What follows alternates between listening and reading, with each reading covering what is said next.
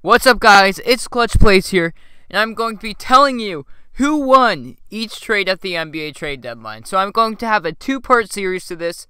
Part 1 is going to be this episode, and then the next one is going to be the ones closer to the trade deadline. I'm going to start it off with the Knicks and Mavericks trade for Kristaps, Porzingis, Courtney Lee, Tim Hardaway Jr., and Trey Burke for Dennis Smith Jr., DeAndre Jordan, Wesley Matthews, and 2 future first-round picks, which is their 2021 first-round pick, depending on their position in the draft, and the 2023 first-round pick with a top 10 protection.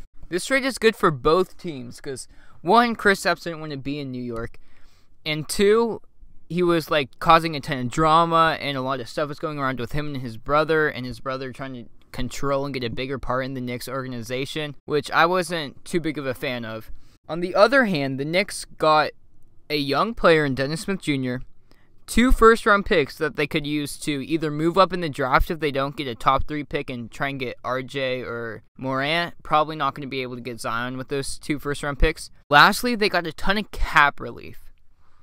And I know this is a huge risk on the part of the Knicks, but many NBA executives believe New York was told Kevin Durant was going to come to the Knicks, or he has a strong chance of coming to the Knicks, so they executed this trade to get rid of these awful contracts. On the other hand, the Mavericks get a young Kristaps Porzingis coming off an ACL injury, which a player his size coming off an injury like that, no one knows if he's going to come back healthy, if he's still going to lose a little bit of mobility, he's not going to be able to jump as high, stuff like that. However, Kristaps Porzingis, if he does come back fully healthy, and the Mavericks persuade him, which won't be too hard, to stay in Dallas, that's going to be one of the most deadly 1-2 combos for years to come.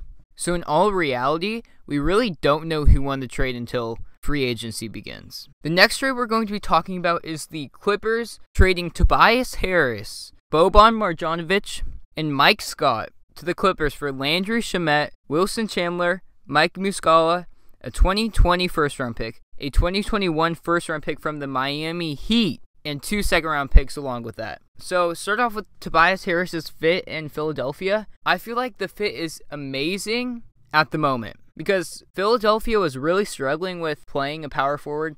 They were starting Muscala and Justin Patton, and that really wasn't working for them. Getting a great all-star caliber power forward is outstanding for the 76ers. However, long-term, I don't like this fit whatsoever. The 76ers came out and said that they plan to keep both Tobias Harris and Jimmy Butler, but I don't know if they are going to be able to. Jimmy Butler is already frustrated with his role in the offense, and adding Tobias Harris is going to lead to even more frustration from Jimmy Butler. Tobias Harris is only going to need more shots, more time with the ball in his hands, and however it may be good for the team overall, I don't think it's in Jimmy Butler's best interest to stay with Tobias Harris on the team. And on the other hand, if Jimmy Butler does walk away, they're going to have to pay Tobias Harris a max contract, which is his level around the league. If I'm the 76ers, I'm not comfortable giving Tobias Harris a max contract because he's good, but he's not great. I don't know how it's going to play out, but I don't think it's going to go well for the 76ers. And the Clippers got a large amount of picks and young players. So honestly, from this trade, I would give it to the Clippers. I would say they won. Because that Miami 2021 first-round pick can be used to maybe trade for Anthony Davis. I know that, however, they said that that was not going to be what it was used for. But, I mean, you never know. Overall, I love what Jerry West did with this trade. Get rid of Tobias Harris, who they weren't comfortable with giving the max contract to. So, I gotta give him a round of applause. Next, we're going to be talking about the Otto Porter Jr. trade to the Bulls. And this trade was very odd to me. I really didn't understand the trade whatsoever because the Bulls are getting Otto Porter Jr. and they're trading away Jabari Parker, Bobby Portis, who's a pretty solid young player, and a 2023 second-round pick. I know the Bulls had a lot of big men, and I don't know if Portis fit into their mold for the future, but come on, you have to get something more from Bobby Portis. You're trading for Otto Porter Jr., who's on an awful contract right now, and he's not even that good.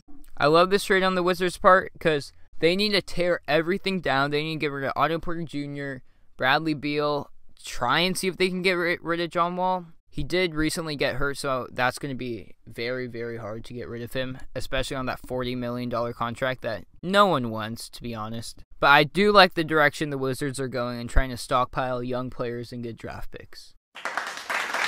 Man, oh man, I feel bad for Harrison Barnes here. This trade, the Kings get Harrison Barnes from the Mavericks. And I don't understand this trade from the Kings' standpoint. They believe Harrison Barnes is probably a lot better than he actually is. He's getting paid $25 million a year. And the Kings traded for him without getting any draft compensation or young players back. And they actually traded one of their young players away in Justin Jackson, along with Zach Randolph, who's on an expiring deal, who's probably going to get cut. I love this trade from the Mavericks because the Mavericks have shown clearly in the trade for Kristaps porzingis that they're trying to go young, and Justin Jackson fits that mold perfectly. The Kings said they want to get Harrison Barnes in their future plans, which, I mean, it's good, but he's got a $25 million contract this year and a $25 million player option next year. I would give this trade to the Mavericks just because the addition of Justin Jackson. He hasn't really panned out for the Kings, but a change of scenery could help him out, and I do see a lot of potential in him when watching him. So I love this trade for the Mavericks, and they have a ton of cap space as well this summer, and they can try and get a better use of that $25 million they were giving to Harrison Barnes. Try and pair another young player with Kristaps and Luka Doncic, and they could be a force to be reckoned with in the future. Okay, our second to last trade is the Pelicans trading Nikola Mirotic for the Bucks for Jason Smith, Stanley Johnson, and 4 future second-round picks. This trade is a good trade for both teams, I'd say. Bucks get Nikola Mirotic, a shooting big that they could pair with Ersan Ilyasova, and I feel like he'll be a good addition to the team.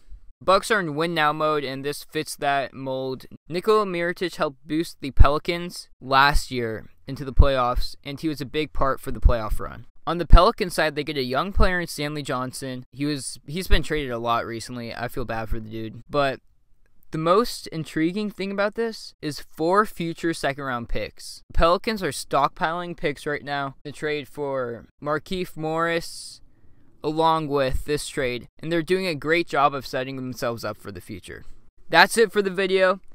If you guys want to see part 2, please leave a like on the video, and I'm out, and peace!